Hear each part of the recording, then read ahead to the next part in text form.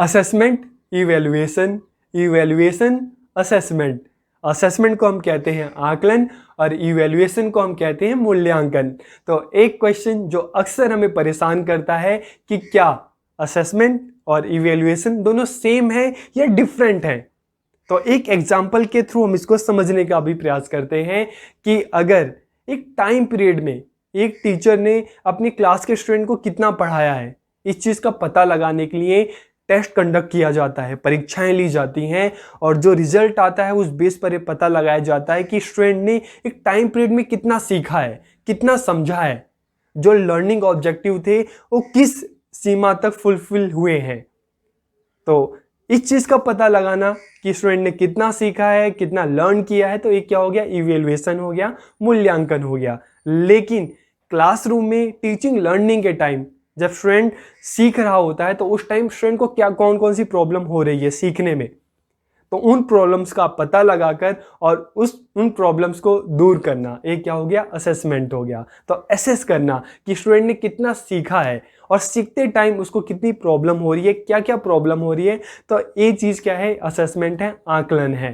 तो दोनों में क्या फ़र्क हुआ, फ़र्क ये हुआ कि जो इवेल्युएशन हो गया वो जजमेंटल हो गया, निर्णयात्मक हो गया, जिसमें इस निर्णय तक पहुंचा जा रहा है स्टूडेंट के रिजल्ट के बेस पर कि स्टूडेंट पढ़ने में अच्छा है कि नहीं है और लर्निंग ऑब्जेक्टिव किस सीमा तक प्राप्त हुए हैं। लेकिन असेसमेंट में स्टूडेंट की क्या प्रॉब्लम है, लर्निंग से रिलेटेड क्या प्रॉब्लम है, पढ़ते समय उसको कौन कौन सी प्रॉब्लम्स हो रही हैं, कौन कौन सी समस्या आ रही है, उसका पता लगाकर उसको दूर करना, एक क्या हुआ, असेसमेंट हो गया। तो एसेस करना स्टूडेंट को सीखते समय क्या क्या प्रॉब्लम्स हो रही हैं, उनको कैसे दूर किया जा सकता है। तो असेसमेंट कि स्टूडेंट की प्रॉब्लम्स का पता लगाकर उसको दूर करना, ठीक है। ये डेली क्लासरूम जो टीचिंग है उसमें चलता रहता है, टीचर पढ़ाता है, साथ के साथ बच्चों से क्वेश्चन पूछता है और जो भी प्रॉब्लम होती है उसको दूर करता है। तो ये हो गया असेसमेंट। और जो इवेल्युएशन की बात करते हैं तो जो एग्जामिनेशन होते हैं, जो टेस्ट होते हैं, तो ये किसका पार्ट हो गया, ये इवेल्युएशन का, जिसमें पता लगाने की कोशिश की जाती है कि स्टूडेंट ने कितना सीखा है, ठीक है। तो आज के इस वीडियो लेक्चर में हम बात करने वाले हैं असेसमेंट क्या है, असेसमेंट किस तरह से इवैल्यूएशन या मूल्यांकन से अलग है, असेसमेंट के टाइप्स कौन कौन से हैं, क्या ऑब्जेक्टिव हैं, असेसमेंट के क्या इंपॉर्टेंस है, और लास्ट में हम देखेंगे कि असेसमेंट और इवैल्यूएशन, मूल्यांकन और आकलन दोनों में क्या अंतर है। तो वीडियो को आखिरी तक देखिए और लास्ट में कमेंट करके जरूर बताइए कि आपका जो डाउट है असेसमेंट और इवैल्यूएशन को लेकर क्लियर हुआ कि नहीं हुआ। तो हम वीडियो को स्टार्ट करते हैं। आज का हमारा टॉपिक है व्हाट इज असेसमेंट, आकलन क्या है। और इस वीडियो में हम जिन पॉइंट्स पर बात करने वाले हैं, meaning, objective, importance and types of assessment, कि आकलन का क्या अर्थ है, क्या उद्देश्य है, क्या महत्व है और इसके कौन कौन से प्रकार हैं। और वीडियो के लास्ट में हम जानेंगे कि असेसमेंट और इवैल्यूएशन दोनों में क्या डिफरेंस है, क्या अंतर है। तो हम वीडियो को स्टार्ट करते हैं और सबसे पहला क्वेश्चन हमारे सामने आता है, how is assessment different from evaluation, कि आकलन मूल्यांकन से अलग कैसे है।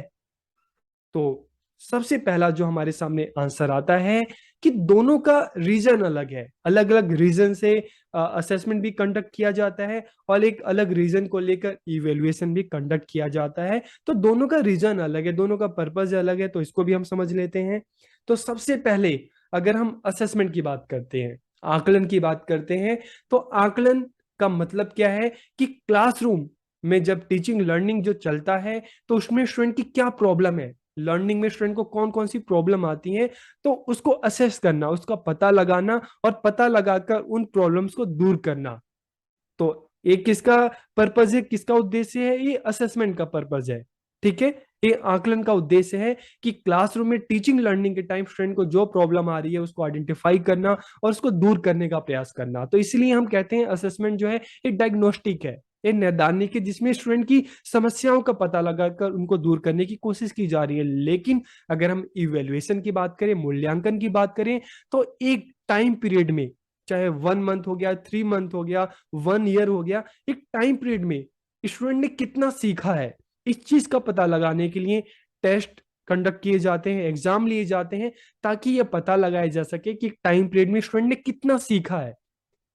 जो लर्निंग ऑब्जेक्टिव है वो किस सीमा तक फुलफिल हुए हैं, स्टूडेंट को कितना समझ में आया है, तो इस चीज का पता लगाने के लिए इवेल्युएशन, ठीक है, मूल्यांकन किया जाता है बच्चों का टेस्ट के थ्रू, एग्जाम के थ्रू, ठीक है, इवेल्युएट किया जाता है बच्चों को कि बच्चों ने कितना सीखा है, लर्निंग ऑब्जेक्टिव किस सीमा तक फुलफिल हुए हैं, और उस बेस पर स्टूडेंट को नेक्स्ट क्लास में प्रमोट किया जाता है, ठीक है। तो दोनों का अलग पर्पज है। जो इवेल्युएशन हो गया वो जजमेंटल हो गया, और असेसमेंट की बात करें तो क्या हो गया, नैदानिक हो गया, ठीक है, जिसमें डायग्नोस्टिक हो गया असेसमेंट, जिसमें बच्चों की समस्याओं को दूर करने का प्रयास किया जाए जो भी लर्निंग प्रॉब्लम है। और इवेल्युएशन में क्या है, जजमेंटल है, ठीक है, निर्णयात्मक है, कि इसमें इस बेस पर निर्णय लिया जा रहा है कि स्टूडेंट ने सीखा कि नहीं सीखा, उसको आगे प्रमोट करना है कि नहीं करना, ठीक है। अब हम बात करते हैं, एग्जाम्पल भी देख लेते हैं इसके। एग्जाम्पल ऑफ इवेल्युएशन, मूल्यांकन का उदाहरण सबसे पहले देखते हैं तो आपको और जल्दी से समझ में आ जाएगा, ठीक है। The student is very weak in study, कि विद्यार्थी पढ़ने में बहुत कमजोर है।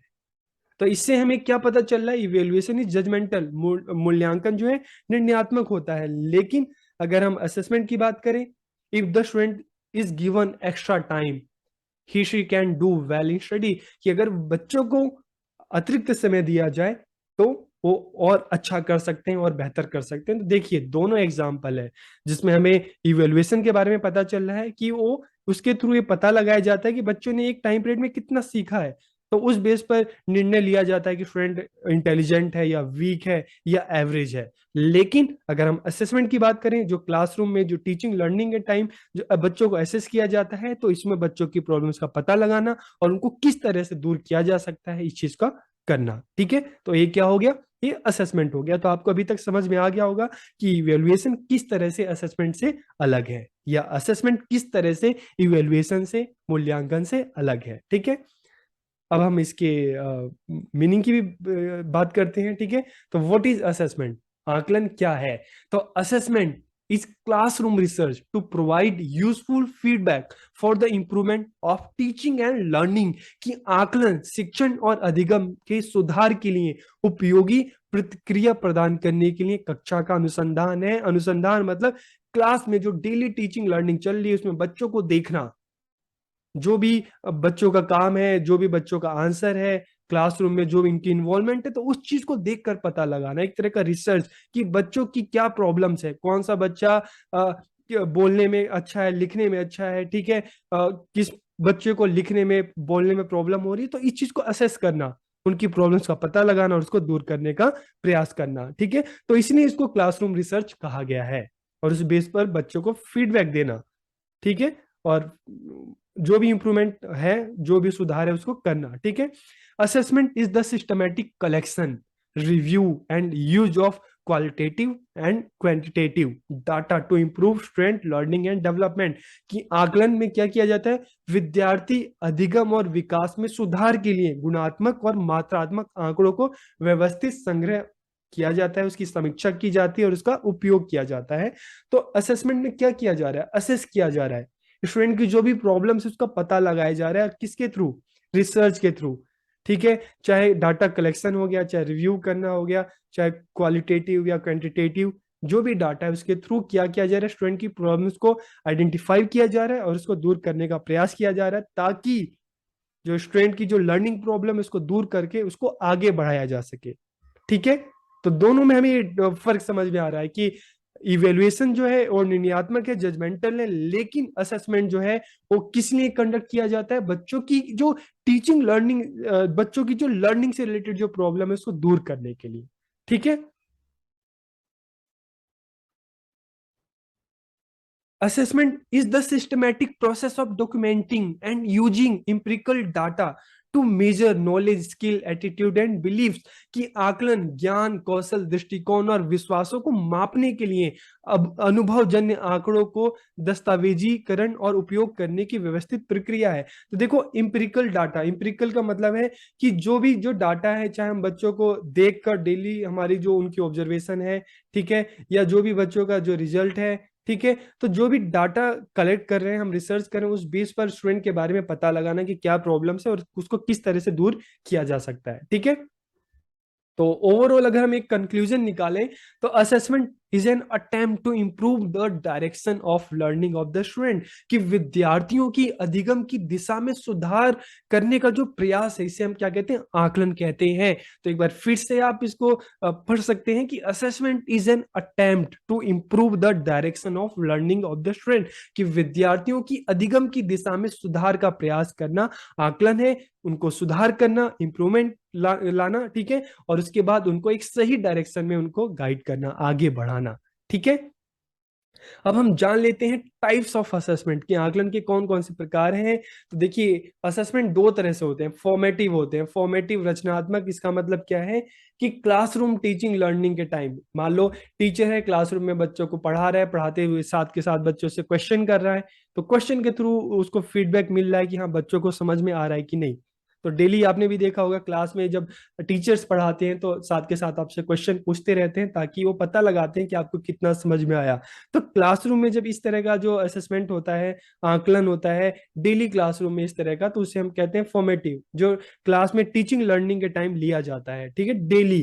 तो इससे भी टीचर को पता चलता है कि किस स्टूडेंट को प्रॉब्लम हो रही है, ठीक है, किन स्टूडेंट को जल्दी समझ में आ रहा है, किस स्टूडेंट को समझने में प्रॉब्लम हो रही है, देर से समझ में आ रहा है। तो उस बेस पर टीचर अलग अलग टीचिंग मेथड्स का यूज करता है ताकि सभी स्टूडेंट को समझ में आ जाए। तो ये तो फॉर्मेटिव है जो डेली क्लासरूम में चलता है, ठीक है। और इसके बाद जो हम कहते हैं समेटिव असेसमेंट, तो इसको हम इवेल्युएशन भी कह सकते हैं, समेटिव असेसमेंट को तो हिंदी में इसको कहते हैं योगात्मक। तो एक क्या किया जाता है, इसको आप एंड टर्म एग्जामिनेशन कह सकते हैं, ठीक है, कि जब एंड टर्म एग्जामिनेशन की जब सिलेबस कंप्लीट हो जाता है तो फिर बच्चों का इस तरह का असेसमेंट लिया जाता है, देखने के लिए कि बच्चों की ओवरऑल लर्निंग क्या रही है। तो आप सबको याद होगा जब आप स्कूल में होंगे तो FA1 ऐसे होता था, ठीक है, आपका FA होता था, FA1 FA2 या SA1 SA2 इस तरह के एग्जाम होते थे, ठीक है। तो जो FA होते थे वो क्या होता था कि आपका डेली वीकली बेस पे होता था, और जो आपका SA1 SA2 होता था ये एंड टर्म एग्जामिनेशन होता था। तो आप इसको याद कर सकते हैं और अपना रिपोर्ट कार्ड आप देख चेक करेंगे, ठीक है, मार्कशीट चेक करेंगे तो उसमें FA1 FA2 FA3 FA4 या SA1 SA2 इस तरह से आपको मिल जाएगा, ठीक है। तो सबमिटिव जो एंड टर्म एग्जामिनेशन होता है उसको कहते हैं समेटिव असेसमेंट, और फॉर्मेटिव जो डेली क्लासरूम में जो चलता है, ठीक है, जो वीकली टेस्ट होते हैं तो इसको हम कह सकते हैं फॉर्मेटिव असेसमेंट। ओके, अब हम बात करते हैं ऑब्जेक्टिव ऑफ असेसमेंट की, आकलन के कौन कौन से उद्देश्य हैं। To improve the teaching learning process, की शिक्षण अधिगम प्रक्रिया को बेहतर बनाना। To solve the learning problems of the student, की विद्यार्थियों की अधिगम संबंधी समस्याओं को दूर करना। टू गाइड द स्टूडेंट, की विद्यार्थियों का मार्गदर्शन करना, उनकी प्रॉब्लम्स को पता लगाना, दूर करना, और उस बेस पर उनको क्या करना, उनको एक डायरेक्शन देना, उनका मार्गदर्शन करना, उनको गाइड करना, ताकि वो एक सही पाथ पर आगे बढ़ सके। और अगर हम इंपॉर्टेंस की बात करें, enhance student learning development and engagement, कि विद्यार्थियों की अधिगम विकास और जो क्लासरूम जो इंगेजमेंट है, जुड़ाव है लर्निंग से, ठीक है, बुक्स से, स्टडी से, उसको और बेहतर बनाना। Opportunity to make improvements based on accurate assessment, कि सटीक आकलन के आधार पर सुधार करने का अवसर, कि अगर आपका आकलन असेसमेंट बिल्कुल सटीक होगा तो आप सही तरीके से आप क्या कर सकते हो कि सुधार कर सकते हो, इंप्रूवमेंट ला सकते हैं, ठीक है। Guide the student in the right way, कि विद्यार्थियों का सही प्रकार से मार्गदर्शन करना, ठीक है। तो ये क्या हो गया, इंपॉर्टेंस ऑफ असेसमेंट, आकलन के महत्व। Difference between assessment and evaluation, आकलन और मूल्यांकन में अंतर।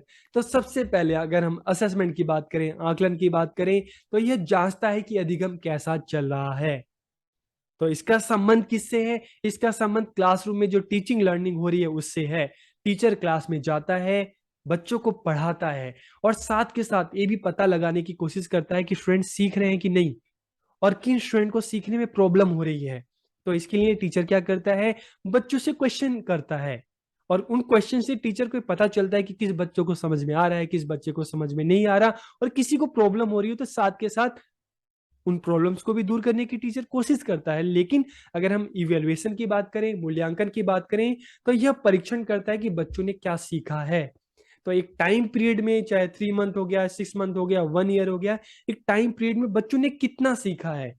जो लर्निंग ऑब्जेक्टिव है, ठीक है, जो अधिगम उद्देश्य है, किस सीमा तक प्राप्त हुए हैं, ये पता लगाने के लिए जो भी टेस्ट लिया जाता है बच्चों का, जो भी एग्जाम कंडक्ट किया जाता है, तो इसके थ्रू पता लगाया जाता है कि बच्चों ने एक टाइम पीरियड में कितना सीखा है। ठीक है, तो इसे हम क्या कहेंगे, मूल्यांकन या इवेल्युएशन। फिर अगर असेसमेंट की बात करें, it is conducted during the learning process. जैसे मैंने आपको बताया कि जो अधिगम प्रक्रिया है, इसका संबंध क्लासरूम टीचिंग से है, तो क्लास में टीचर बच्चों को पढ़ा रहा है, साथ के साथ बच्चों का फीडबैक भी ले रहा है, बच्चों से क्वेश्चन कर रहा है, ताकि टीचर को पता चले कि बच्चा कितना सीख रहा है या नहीं सीख रहा है, उसको क्या प्रॉब्लम्स आ रही है। ठीक है, तो it is conducted during the learning process या ड्यूरिंग क्लासरूम टीचिंग। लेकिन इवेल्युएशन की बात करें तो it is conducted at the end of the learning process, कि जब लर्निंग कंप्लीट हो जाती है, सिलेबस कंप्लीट हो जाता है, तो फिर अब ये टेस्ट लिया जाता है, एग्जाम लिए जाते हैं, ताकि पता चले कि एक टाइम पीरियड में बच्चों ने कितना सीखा है। फिर अगर हम थर्ड की बात करें, it help the student to learn from each other, कि ये विद्यार्थियों को एक दूसरे से सीखने में मदद करता है। ठीक है, कि बच्चे एक दूसरे के साथ मिलकर सीखें, समझें, और जो भी लर्निंग प्रॉब्लम्स है उसको दूर किया जा सके। लेकिन इवेल्युएशन की बात करें, it makes the student compete which each other. ठीक है, यह विद्यार्थियों को एक दूसरे के साथ प्रतिस्पर्धा करने के लिए प्रेरित करता है। जैसे आपने देखा होगा क्लासरूम में, अच्छा ये फर्स्ट आया, ये सेकंड आया, तो इस बार मैं फर्स्ट आऊंगा, मैं सेकंड आऊंगा, मुझे क्लास में सबसे बेहतर बनना है। तो इसीलिए इवेल्युएशन क्या है, it makes student compete with each other, के विद्यार्थियों को एक दूसरे के साथ प्रतिस्पर्धा करने के लिए प्रेरित करता है। उसके बाद बात करें assessment, it is diagnostic, it identifies areas for improvement. ये नैदानिक है, इसमें बच्चों की प्रॉब्लम्स का पता लगाया जाता है, बच्चों को क्या प्रॉब्लम है इसका पता लगाकर उसको दूर करने की कोशिश की जाती है। लेकिन अगर इवेल्युएशन की बात करें, it is judgemental, it arrives at an overall score, कि यह निर्णयात्मक है। इसमें सीधा ये फैसला होता है कि बच्चा पढ़ने में अच्छा है कि नहीं है। ठीक है, उस बेस पर बच्चों को नेक्स्ट क्लास में प्रमोट किया जाता है। ओके, फिर असेसमेंट की बात करें, it identify weakness and improve the learning, कि ये बच्चों की कमजोरियों की पहचान करता है और उसको दूर कर कर बच्चों की जो लर्निंग है, ठीक है, जो अधिगम है, उसमें सुधार करता है। लेकिन इवेल्युएशन की बात करें, इट जज द क्वालिटी, ये गुणवत्ता को आंकता है कि बच्चा पढ़ने में कैसा है, इंटेलिजेंट है, एवरेज है या बिलो एवरेज है। रिजल्ट बेस पर इस चीज को आंकता है, तो दोनों में ये फर्क है। ठीक है, तो एक हमें फर्क क्या समझ में आया कि असेसमेंट है एक क्लासरूम में चल रहा है, जो डेली क्लासरूम टीचिंग हो रही है, उसमें बच्चों की प्रॉब्लम्स का पता लगा के साथ उसको सॉल्व करने की कोशिश की जा रही है। लेकिन इवेल्युएशन की बात करें तो एक टाइम पीरियड में बच्चों ने कितना सीखा है, तो इसका टेस्ट के थ्रू, एग्जाम के थ्रू इसका पता लगाया जाता है, और उस बेस पर बच्चों को प्रमोट किया जाता है। ठीक है, तो आज के इस वीडियो में हमने सीखा कि असेसमेंट क्या है, उसके टाइप्स क्या है, इसके क्या ऑब्जेक्टिव है, क्या इंपॉर्टेंस है, और असेसमेंट किस तरह से इवैल्यूएशन से अलग है। तो आपको वीडियो कैसा लगा, अपना फीडबैक जरूर दीजिए, आपको समझ में आया कि नहीं आया, आप कमेंट करके जरूर बताइए। बहुत बहुत धन्यवाद।